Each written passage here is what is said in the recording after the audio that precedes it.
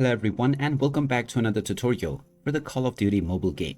In this video, I'm going to show you how to collect various different rewards that you have gotten after your matches. So let's get started right away. First of all, open up the Call of Duty mobile game in your device, and after logging in, you will end up within the home page. Now, whenever you are playing a match, after you have won, you will notice that various different rewards are provided. And while these rewards have been provided to you, it is not automatically collected. So in order to collect these rewards from your homepage, go ahead and tap on the message icon at the top right corner. This will now open up the emails that you have received. Now navigate to the system mail option, and here you will see various different rewards that you might have received. Just tap on each of the rewards and then tap on claim reward. By doing this, you will be able to claim all of the various different rewards that have been given to you after you have won various different match.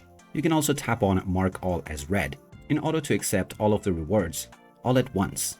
And with this, you can have a plethora of new weapons and items within your inventory. And there you have it. That is how easy it is to collect various different rewards on the Call of Duty mobile game.